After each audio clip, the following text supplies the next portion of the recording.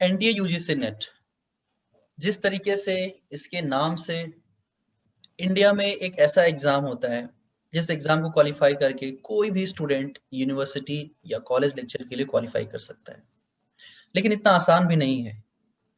इस एग्जाम को क्लियर करने में आपको दिन रात एक करना पड़ता है। आपको कम से कम 6 महीने तक पढ़ाई करनी पड़ती है, या यूं कहें कि ये एक तरीके का मैराथन एग्जामिनेशन है जिसके लिए आपको वेल प्रिपेयर्ड होकर के आना पड़ता है। हेलो एवरीवन, मेरा नाम अभिषेक कुमार झा है और आज हमारे साथ एनटीए यूजीसी नेट जून 2020 एग्जाम के टॉपर हैं शुभम रॉय, जिन्होंने इस एग्जाम को विद जेआरएफ क्वालिफाई किया है ज्योग्राफी सब्जेक्ट में। चलिए जानने की कोशिश करते हैं शुभम की क्या स्ट्रेटजीज थी जो उन्होंने इस इंडिया के मोस्ट टफेस्ट एग्जाम को क्वालिफाई किया, कैसे किया। सारी ही बातों के ऊपर हम लोग डिस्कशन करने वाले हैं आज। So let's welcome Shubham.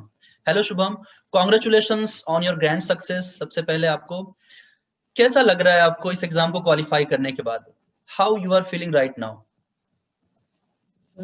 Thank you so much for having me on your show. It's a privilege for me to be here, sir. तो मेरा जो मतलब जर्नी स्टार्ट हुआ था आपके साथ, मुझे याद है अभी भी। मेरा जनवरी में एडमिशन हुआ था तो वहाँ से स्टार्ट हुआ। लगभग 1 साल तक मेरा जो मेहनत था तो मैं करते गया आपकी गाइडेंस में, और फाइनली मेरा एनडीए यूजीसी नेट 2020 जून का जो एग्जाम था वो क्लियर हुआ विद जेआरएफ। तो बहुत ही खुश हूँ और मैं कुछ कर सका हूँ मतलब आपके लिए और मेरे पेरेंट्स के लिए।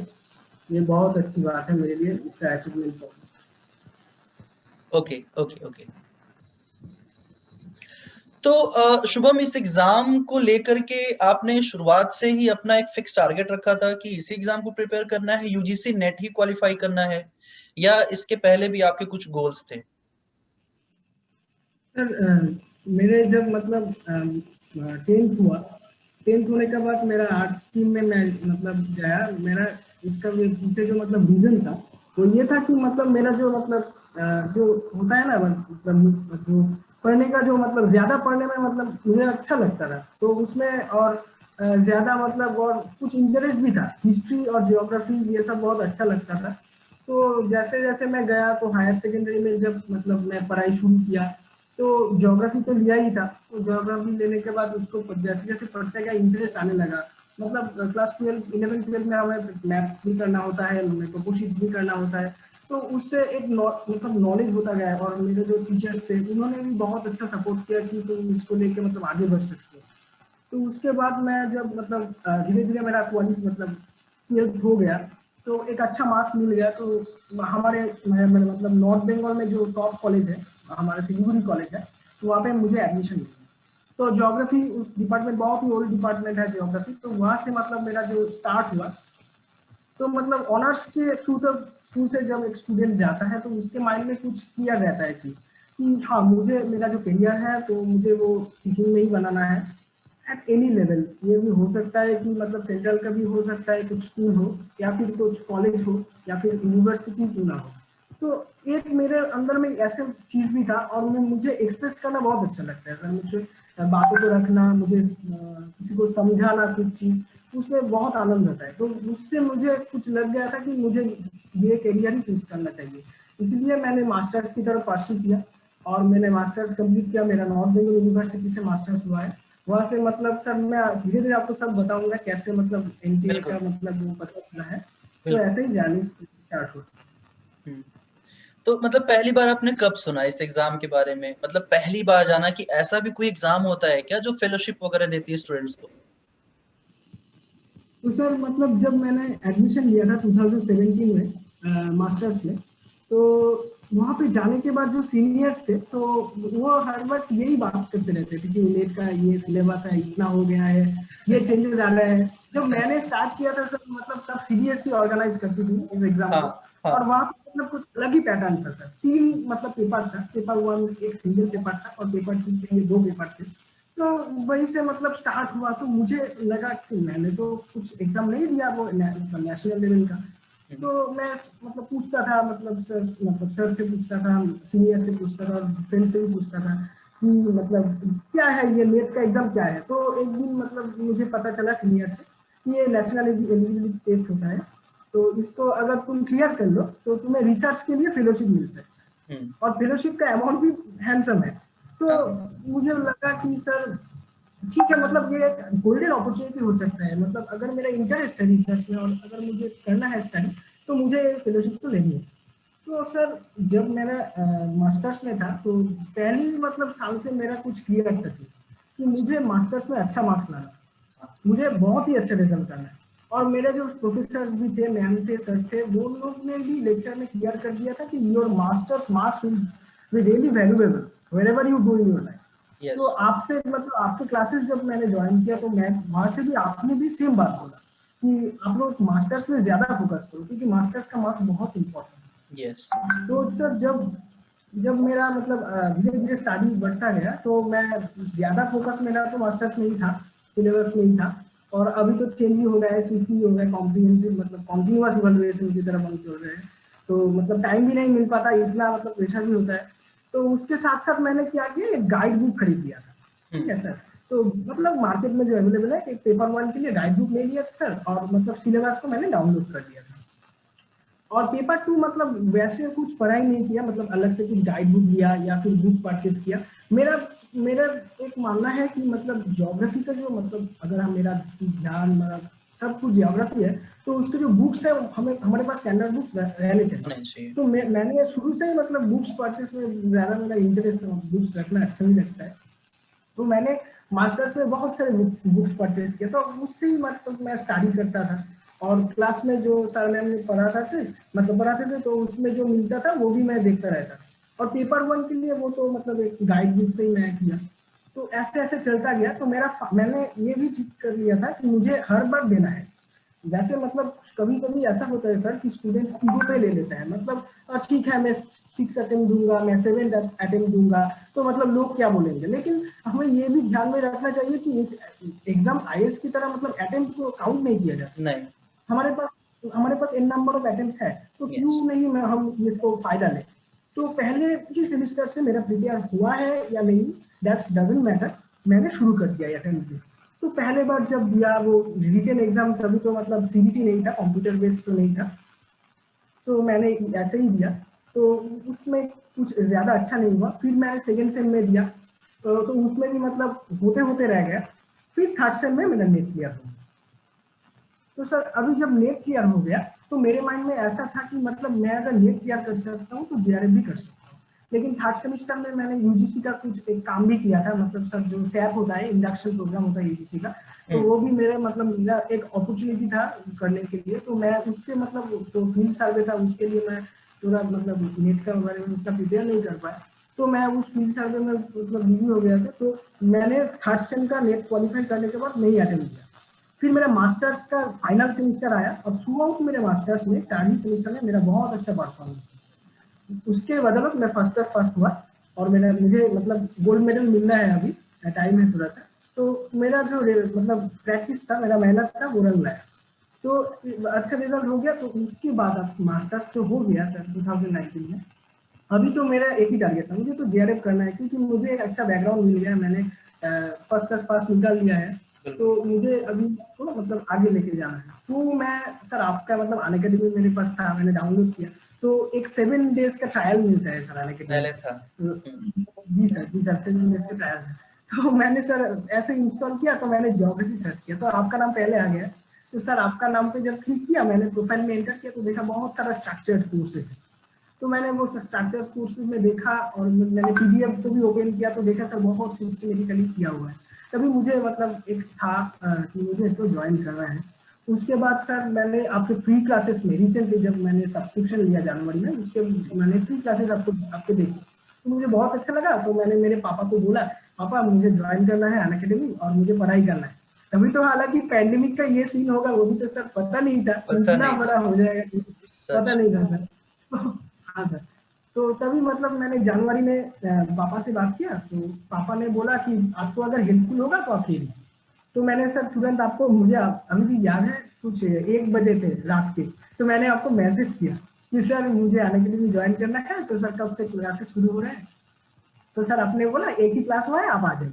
तो वहां से मतलब मेरा स्टार्ट हो गया जर्नी आपके साथ। फिर मैंने मतलब अनअकैडमी के बारे में बोलेंगे सर, कितना अच्छा मतलब प्लेटफॉर्म मिला है। एक असेसमेंट जो होता है, मतलब जो चाहिए ट्रूली एक एनवायरनमेंट चाहिए, कंटिन्यूअस प्रैक्टिस चाहिए, मॉक टेस्ट को अच्छे से करना चाहिए, हर एक वो चीज मुझे मिला था।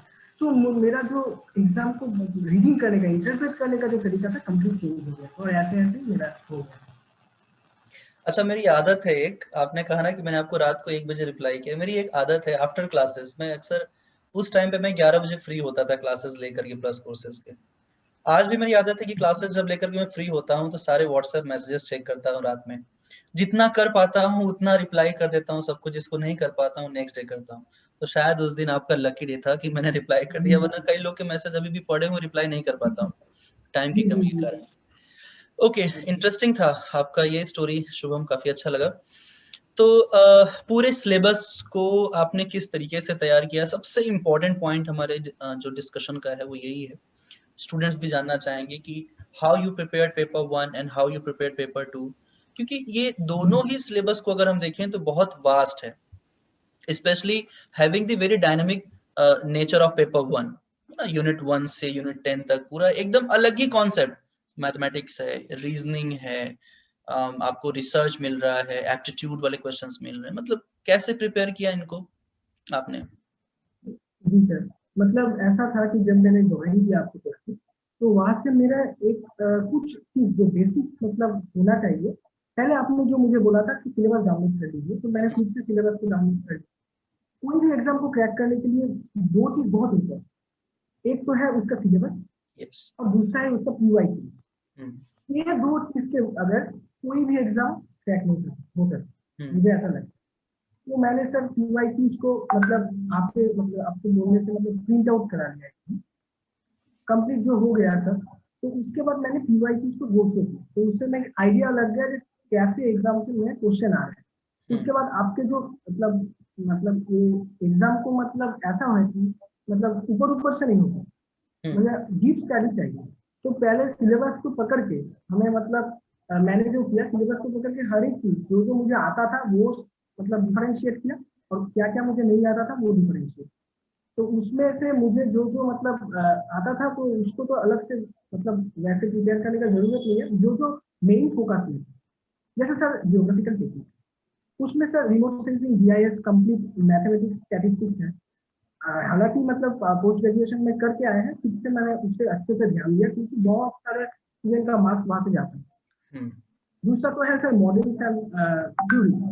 मॉडल्स एंड थ्योरीज का कुछ सेक्शन ऐसा है जो मतलब कहीं नहीं मिल सकता, बुक पे भी नहीं अवेलेबल, इंटरनेट पे भी नहीं, तो उसको अच्छे से करना। मैंने तो मेरा फोकस मतलब मॉडल पे बहुत अच्छे से रखा था, तो एक भी क्वेश्चन पूछा।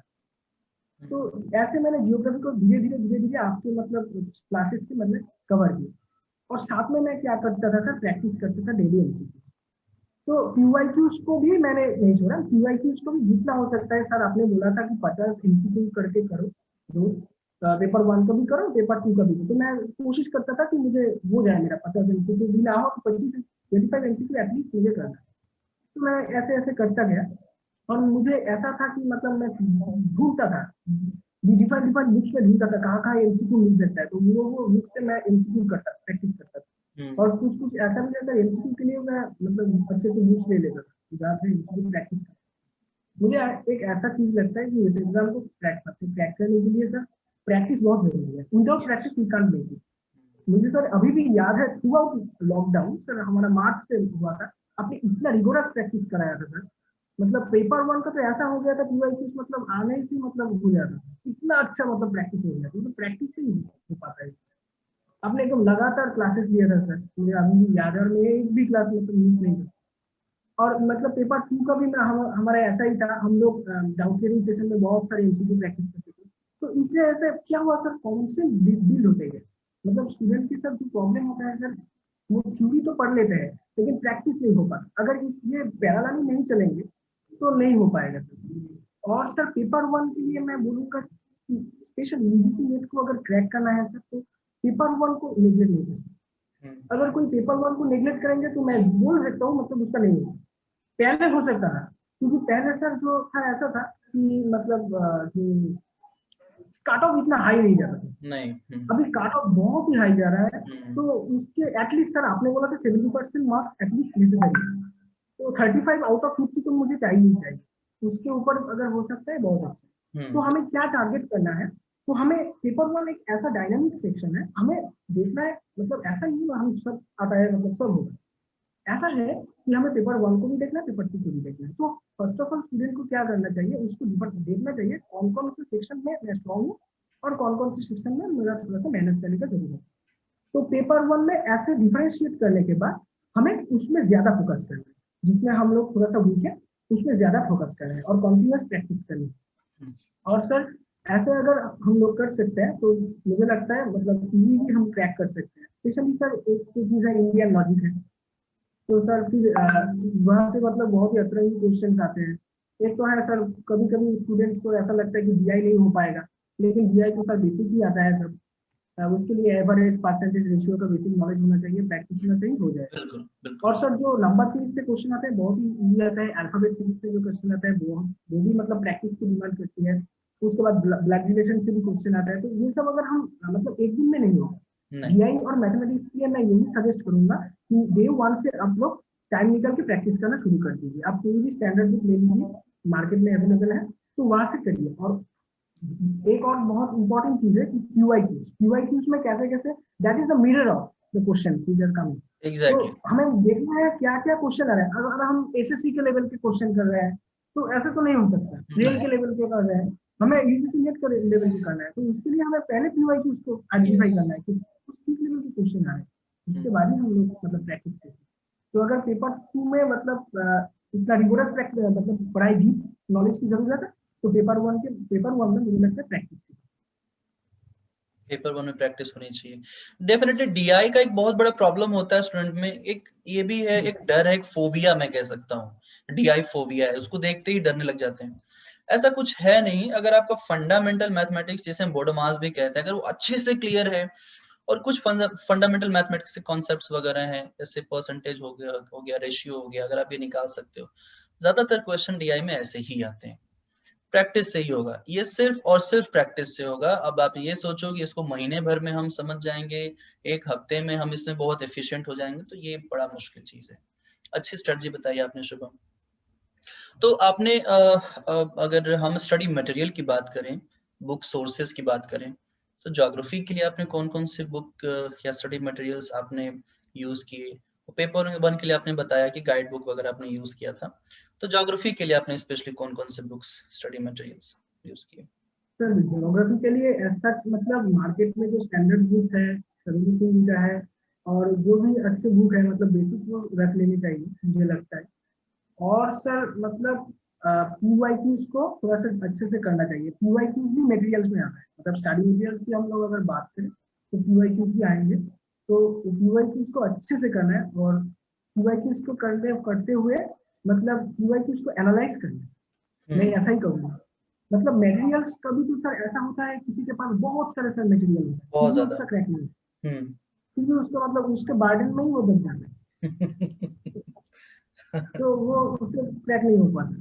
तो मटेरियल्स कितना है मेरे पास वो ज्यादा इंपॉर्टेंट नहीं है, मैं कैसे यूटिलाइज कर रहा हूँ वो ज्यादा है। ज्यादा इम्पोर्टेंट तो है। सर एक मैंने अच्छी चीज सीखा था सर आपसे मैं उसको शेयर करना चाहूंगा कि पीवाईक्यूज को कैसे एनालाइज करते हैं। सर सभी बोलता है कि मतलब पीवाईक्यू मतलब जो है 50 क्वेश्चन होता है और 100 क्वेश्चन होता है मतलब जियोग्राफी में।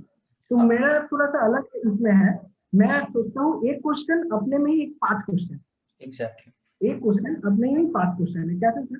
तो 4 जो ऑप्शन दिया होता है वो भी इंक्लूडेड है। मतलब मुझे अगर एक क्वेश्चन आया है कि exfoliation is what type of weather, तो उसमें मैकेनिकल भी होगा, केमिकल भी होगा, बायोकेमिकल भी होगा, तो और नॉन ऑफ दिस, तो मैंने कर दिया मैकेनिकल और निकल गए। ऐसा थोड़ी ना होता है, ऐसे नहीं हो पाएगा। तो हमें सबको एनालाइज करना चाहिए, मैकेनिकल वेदरिंग क्या है, उसका टाइप्स क्या है, मतलब एक अब नोट्स बनाना शुरू कर दो पीआई, केमिकल वेदरिंग क्या है, उससे आप इतना ज्यादा आपका कंटेंट कवर हो जाएगा, you can imagine. At the end of the day जब 2004 से 2020 तक का मैंने पीआईक्यू लगा लिया, मैंने देखा मेरा बहुत सारा सिलेबस यहाँ से कवर हो गया। हम्म। फिर जो मतलब बचा है सिलेबस को लेकर, ये अच्छी स्ट्रेटेजी हो सकता है मेरे हिसाब से। और सर पेपर वन के लिए मैं बोलूंगा सर, पेपर वन के जो मतलब बेसिक है, जो टीचिंग एप्टीट्यूड है, रिसर्च एप्टीट्यूड है, एनवायरमेंट है, पीपल डेवलपमेंट एनवायरमेंट, तो पीपल डेवलपमेंट एंड एनवायरमेंट के लिए एक अच्छा बुक है सर, आपने बोला था शंकर आईएएस का एक अच्छा बुक है, वहां से हम कर सकते हैं। पेपर टू मतलब पॉलिटी के लिए, पॉलिटी का एक सेक्शन है सर, पॉलिटी अगर करते हैं तो आपने सजेस्ट किया था लक्ष्मीकांत का जो बुक है वहां से कर सकते हैं। टीचिंग और रिसर्च के लिए सर आपने बोला था राम आहूजा का, जो राम आहूजा का जो बुक है वो अब मेरे पास भी है, आपने बोला था, तो वहां से हम रिसर्च को कर सकते हैं। और टीचिंग एप्टीट्यूड मैं बोलूंगा जिसका बीएड, जिसने बीएड डीएलएड किया हुआ है उसका तो हाँ। बहुत इजी हो जाएगा, ठीक है सर। और जिसका नहीं होगा, नहीं है, वो बीएड का अगर कुछ बुक्स वगैरह खरीद सकता है तो वहां से कंप्लीट हो जाएगा। इंटर चाइल्ड साइकोलॉजी जो है, मॉडल्स है, थ्योरीज है, अगर कोई बोलता है मेरे पास स्टडी मटेरियल्स नहीं है, इंटरनेट से नहीं मिल पा रहा है, तो वहां से हो सकता है। और रह गया सर डीआई और मैथ्स का सेक्शन है एक, और एक सर लॉजिकल रीजनिंग है। मतलब मैं जब सर अनअकैडमी ज्वाइन किया था, उसके पहले मेरा लॉजिकल रीजनिंग बहुत वीक था, इवन स्क्वायर प्रोपोजिशन कैसे करते हैं मुझे वो भी पता नहीं था। तो सर उसके बाद अनअकैडमी से जब मैंने शुरू किया, पेपर वन आपसे पढ़ा और सर मैम से पढ़ा, तो मैंने बहुत स्ट्रांग हो गया, मतलब पेपर वन ही मेरा स्ट्रांग पॉइंट हो गया। तो ऐसे मतलब कुछ कुछ चीज है जो मतलब आउट ऑफ स्टेशन आ भी सकते हैं, लेकिन हाँ ऐसा तो नहीं है सर कि 50 क्वेश्चन में मुझे 50 आंसर करना है। अगर मेरा जो जो मतलब टीचिंग हो गया, रिसर्च हो गया, पीपल डेवलपमेंट इन्वायरमेंट हो गया, या कुछ बेसिक मैथ्स हो गया, जीआई हो गया, वो नहीं छोड़ना है। अगर कम्युनिकेशन और रीडिंग कॉम्प्रिहेंशन एक बहुत ही मतलब स्कोरिंग एरिया है, और sir we are lucky that हमारे यहाँ पे तीन तीन रीडिंग कॉम्प्रिहेंशन आ रहा है अभी। तो सर हाँ, तो आपने भी बोला था कुछ एक चीज बताया था कि मुझे पहले सिर्फ मतलब वो पैसेज को नहीं पढ़ना है, पहले क्वेश्चन देख के वो पॉइंट ऑप्शन देख लेना है, फिर उसके तरफ मतलब सॉल्व करना है तो जल्दी हो जाता है, तो मैंने वैसे ही किया। और भी एक ट्रिक है सर, आपका ही बोला हुआ, मैं वही बताऊंगा। तो सर मतलब ऐसे ही मतलब स्टडी मटेरियल्स को अगर हम लोग अच्छे से मतलब मार्केट में अवेलेबल है, ढूंढने में तो क्या नहीं मिलता सर, सभी सही मिल बात। जाता है। तो हमारे अंदर चाह होनी चाहिए कि मुझे करना है, तो हम्म। स्टडी मटेरियल्स का कोई मतलब प्रॉब्लम नहीं होगा ऐसा मुझे। डेफिनेटली मार्केट में तो है ही सब कुछ, लेकिन वो कितना स्टैंडर्ड है, कितना यूजफुल है, ये भी काफी इम्पोर्टेंट होता है। तो शुभम, काफी अच्छी स्ट्रेटजी आपने बताई, और मैं जहां तक मानता हूँ स्टूडेंट्स को इससे काफी हेल्प भी मिलेगी। ओके, तो एग्जाम की तैयारी करते हुए कई बार ऐसा भी होता है, क्योंकि ये एग्जाम हमारा एक मैराथन है और इतना कुछ पढ़ना होता है इसमें, तो कई बार स्टूडेंट जो होते हैं टूट जाते हैं पढ़ते पढ़ते। मतलब ऐसा लगता है उनको कि अब मुझसे तो नहीं हो पाएगा, मतलब मेरे लिए बना ही नहीं है। अ काइंड ऑफ मोटिवेशन, हौसला अफजाई हम इसे कह सकते हैं। ये मोटिवेशन कैसे और कहाँ से आपके अंदर आया कि नहीं? लॉकडाउन फेज में मैंने देखा स्टूडेंट्स कई बार ब्रेक डाउन हो गए। लॉकडाउन में ब्रेक डाउन होना बहुत कॉमन इशू हो गया था, क्योंकि घर बैठे बैठे, है ना, घर में बैठना और घर में ही पढ़ाई करना, घर के लोगों के बीच में रहना, उसमें स्टडी को मैनेज करना बड़ा मुश्किल टाइम था। बट ये एक अपॉर्चुनिटी भी थी अगर जिन स्टूडेंट ने इसको माना होगा तो। आपके लिए कैसा रहा लॉकडाउन? अपॉर्चुनिटी था, या एक तरीके से यूं कहें कि घर में बैठ करके आपको लगा कि स्टडी लॉस, या आपके पॉइंट ऑफ व्यू से कैसे देखते हैं आप इन टाइम को? सर ये तो बहुत ही मतलब अभी भी चल रहा है, ये जो पैंडेमिक का सिचुएशन है, बहुत ही मतलब ये मतलब डार्केस्ट ईयर कर सकते हैं। बहुत सारे मतलब फेमस फेमस हमारे जो थे, जो आइडेंटिटी पार्टी पर्सनालिटीज थे, करके यस। हम्म। हम्म। तो ये सिचुएशन तो बहुत ही मतलब ऐसा सिचुएशन है जो मतलब अनइमेजिनेबल है। तो हम्म। सर मेरे तो ऐसा था कि मतलब बाहर क्या हो रहा है उतना देखने का समय भी नहीं था, मतलब अनअकैडमी ज्वाइन करने के बाद सर इतना प्रैक्टिस और इतना क्लासेस में बिजी था सर। मुझे तो ऐसा लगता है जो मतलब ये टाइम को अच्छे से यूटिलाइज जो किया था उसका शायद आराम से हो गया था, कि क्योंकि इतना लेंदी सर टाइम कभी नहीं मिलता। हम लोग जून के लिए प्रिपेयर कर रहे थे सर, तो जून का अटेम्प्ट तो मतलब कंप्लीट हो गया हमारा सिलेबस, हम्म। उसके बाद भी नहीं हुआ, एक्सटेंड हुआ, नीट का एग्जाम हो गया, फिर भी एक्सटेंड हुआ, उसके 4 बाद मंथ फाइनली हमारे एक्सटेंड हो एग्जाम। गया, एग्जाम 4 से 5 मंथ एक्सटेंड हो गया। तो एक गोल्डन अपॉर्चुनिटी था सर। हाँ सर, ये बोल सकते हैं कि मतलब पढ़ाई करते वक्त कभी कभी डिमोटिवेटेड फील होता है कि मुझसे हो पाएगा भी नहीं, जैसे मुझे लगता था 70% मार्क्स लाना है तो ही हो पाएगा मतलब अनरिजर्व के लिए, तो मुझे मुझे कभी भी लगता है कि कर पाऊंगा कि नहीं, मतलब ऐसा आता था। हम्म। तो उसी टाइम पे हमें ये सोचना चाहिए, मतलब मैंने शुरू क्यों किया था, मुझे एक डेस्टिनेशन में पहुंचना है, और फिर आप ये बोलते थे अगर यही आपका लास्ट डेस्टिनेशन नहीं है, आपका डेस्टिनेशन है असिस्टेंट प्रोफेसर, तो अगर आपको असिस्टेंट प्रोफेसर की तरफ जाना है तो आपको ये तो सीढ़ी मतलब पार करना ही है। और आपने बोला था ये आपके पास अच्छा समय है, अच्छा अपॉर्चुनिटी है, अगर आप अभी निकल लेंगे तो बहुत अच्छा होगा। तो मेरे माइंड में ये सब घूमता था, और आपके डेली मोटिवेशन और क्लासेस जो होते थे मैं उसको भी ध्यान से सुनता था। और एक मैं सब छोटा सा मतलब शेयर करना चाहूंगा, मैंने जो मतलब मैं करता था ऐसा बिल्कुल। कि सर मैं एक नोटबुक रखता था, तो नोटबुक में मतलब ऐसा कुछ काफी लोग बोलेंगे बहुत स्ट्रिक्ट है ये तो टाइम, लेकिन मैं ऐसा करता था कि मतलब मैं लिख लेता था मुझे क्या क्या करना है और उसके लिए मुझको कितना टाइम लगेगा। तो उसके बाद जब मैं वो टास्क को कंप्लीट करता था तो मैं देखता था कितना टाइम लगा मुझे वो करने में, और हम्म, मैं वो दोनों टाइम को लिखता था। और मैं साइड में एक कॉलम रखता था कि टाइम मतलब ज्यादा क्यों लगा और कम क्यों लगा, तो हम्म, मैं उसके रीजन देता था खुद को। तो ये एक अच्छा चीज होता है कि मतलब मेरा एक पर्सनल जो मतलब मानना है ऐसा है कि मतलब टाइम इज मनी। मतलब अगर कोई सेल्फ डिसिप्लिन होकर मतलब टाइम को अच्छे से नहीं मतलब यूटिलाइज कर पाएगा तो उसका नहीं हो पाएगा। तो टाइम को हमें बचाना है, मतलब जो अनप्रोडक्टिव चीज है जो हमें कुछ ज्यादा नहीं देते तो उससे थोड़ा सा बचना चाहिए। इवन मैंने जब स्टार्ट किया था तो बीच में मतलब एग्जाम के नजदीक मैंने सोशल मीडिया सब मतलब क्लोज कर दिए थे, क्योंकि मतलब वहां पे भी थोड़ा सा टाइम जा रहा था, तो वो अगर टाइम मैं बचा के थोड़ा सा प्रैक्टिस भी कर लूँ MCQ तो भी अच्छा है।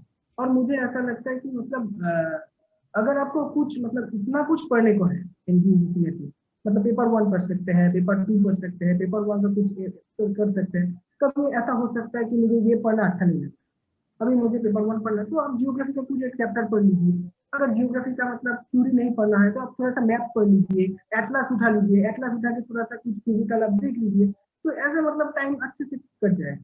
तो ऐसे ऐसे मैं करता था तो ऐसे होता गया।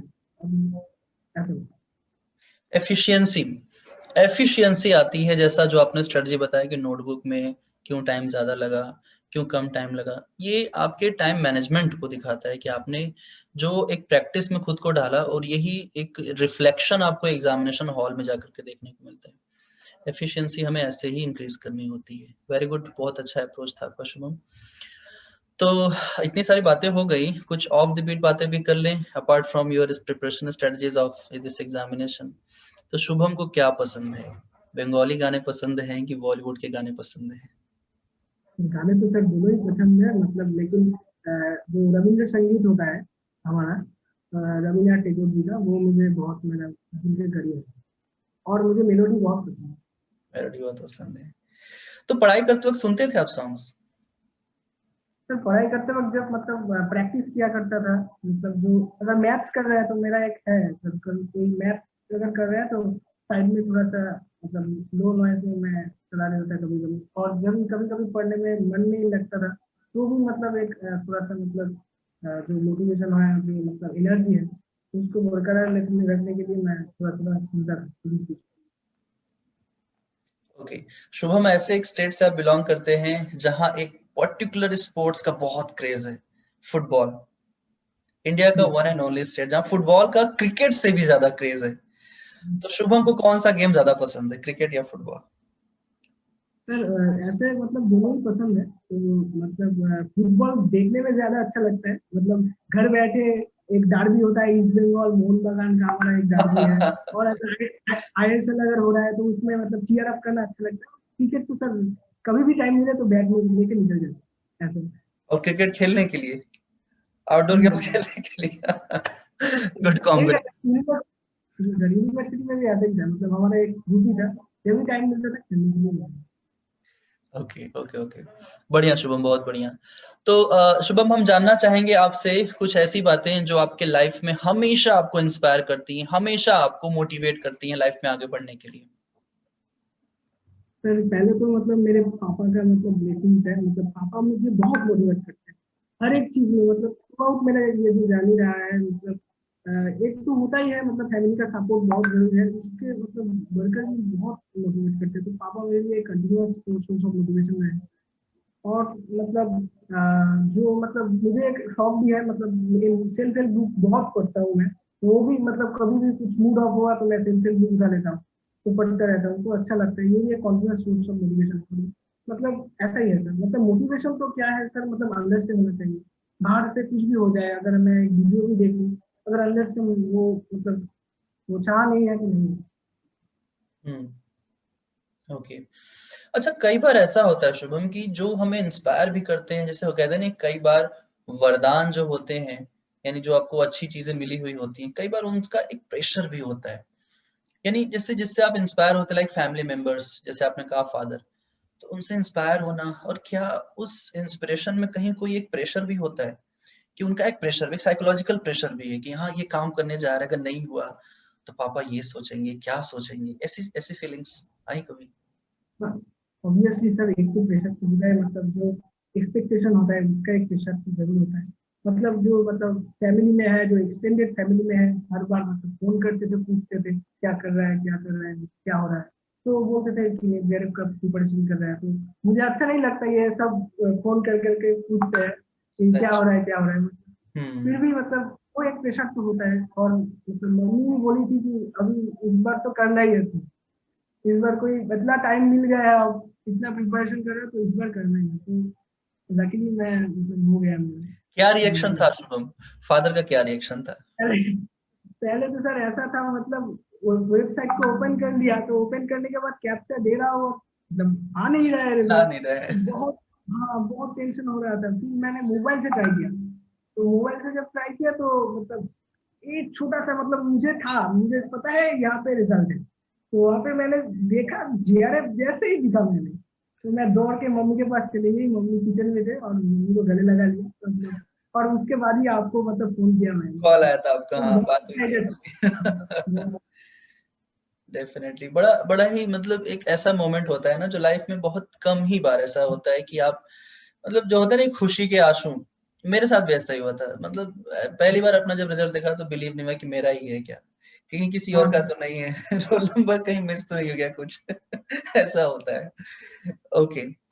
बहुत बढ़िया शुभम, बहुत अच्छा लगा आपसे बात करके। हम अपने प्रोग्राम के एंड में आ चुके हैं। मैं चाहूंगा कि आप अपनी तरफ से कुछ पॉजिटिव मोटिवेशन हमारे उन लर्नर्स को दें जो इस एग्जाम की प्रिपरेशन कर रहे हैं और जिन्हें लगता है कि वो भी क्रैक कर सकते हैं, और स्पेशली उन स्टूडेंट्स के लिए जिनका नेट क्लियर हो गया है, क्योंकि अब उनका नेक्स्ट टारगेट होगा जेआरएफ।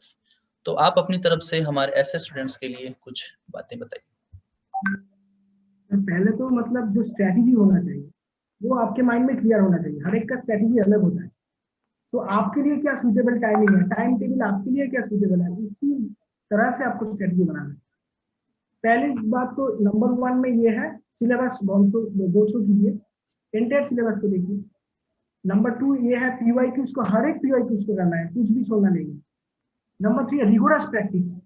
प्रैक्टिस मतलब जितना भी हो सकता है, जितना भी हो सकता है। लेकिन हाँ ये भी है, 7 days बिफोर एग्जाम कोई भी प्रैक्टिस प्रैक्टिस 7 दिन तो मतलब रिविजन के लिए छोड़ दिए। वो अगर आप डे बिफोर एग्जाम भी प्रैक्टिस कर रहे हैं तो वो कुछ नहीं होगा। तो आपको मतलब एक मतलब 7 days का तो छोड़ना ही है, लेकिन प्रैक्टिस जितना हो सकता है कीजिए। मॉक टेस्ट को अटेंड कीजिए। ये सीबीटी है, ये थ्योरेटिकल एग्जाम नहीं है, रिटन एग्जाम नहीं है। ये इसका एक अलग ही एनवायरमेंट होता है। अगर मॉक टेस्ट नहीं देंगे, इवन आप अगर नहीं परचेस कर सकते मॉक टेस्ट, तो मॉक टेस्ट ऑलरेडी एनटीए की वेबसाइट में अवेलेबल है। जो प्रीवियस ईयर का अवेलेबल है। क्वेश्चन है वहां से आप एक दे भी सकते हैं, तो वहां से प्रैक्टिस कीजिए। लेकिन mock test is necessary. Mock test देने से ही कुछ नहीं होगा। मॉक टेस्ट में जो आंसर हमें गलत हो रहा है उसको पकड़ना है, उसे पकड़ कर उसको रेक्टिफाई करके फिर आगे जाना है, नहीं तो फिर वहां पे ही गलती होगी। ये थी। और मॉक टेस्ट देने के बाद देने से एक बहुत अच्छा ट्रिक है जो मुझे सर ने सिखाया है, मैं अभी बोलना चाहता हूँ।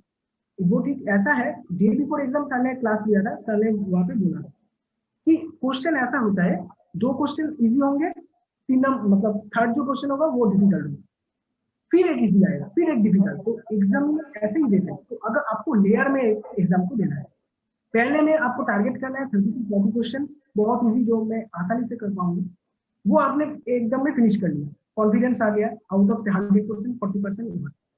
नाउ नेक्स्ट में मीडियम को पकड़ना है। मीडियम को पकड़ के वहां से मतलब जो हो सकता है वहां पे असर्शन रीजन को एक्सक्लूड करना है, स्टेटमेंट टाइप ऑफ क्वेश्चन को एक्सक्लूड करना है, वो आखिरी तक रहते हैं। तो पहले वाले में बहुत सारे स्ट्रेट फॉरवर्ड क्वेश्चन मैंने सॉल्व कर लिया। इंटरमीडिएट में मैंने थोड़ा सा डिफिकल्ट बट मॉडरेट, उसको सॉल्व कर लिया और आखिरी एक राउंड में हमें डिफिकल्ट क्वेश्चन को करना है। ये बहुत इफेक्टिव है सर, मैं बोल रहा हूँ, मुझे आपने डेली एग्जाम सिखाया था, मैं ऐसे ही किया था एग्जाम में और मुझे बहुत, तो ऐसे ही हमें मॉक टेस्ट को भी देना है। और मोटिवेशन हारना नहीं है, मतलब you never know how much we are in, तो मोटिवेशन को कभी भी मतलब लॉस करना नहीं है। अगर मैं कर सकता हूँ तो आप सभी कर सकते हैं, तो have confidence and I wish you all the best.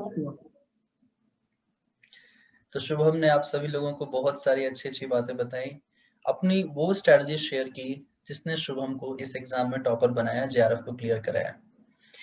तो Shubham, thank you so much हमारे इस शो में आने के लिए और इतनी इंपॉर्टेंट डिस्कशन में पार्टिसिपेट करने के लिए। I wish you all the best for your upcoming future. आप ऐसे ही आने वाले एग्जाम्स को क्लियर करते रहे और चौके पे छक्का लगाते रहे, है ना, कोलकाता के ग्राउंड में आप क्रिकेट खेलते रहे। इन्हीं सारी शुभकामनाओं के साथ तो सो एवरीवन, ये थी हमारी आज की डिस्कशन। जल्दी ही मुलाकात होगी आप लोगों से फिर से एक न्यू डिस्कशन, एक न्यू टॉपर्स के साथ। Till then take care, bye bye.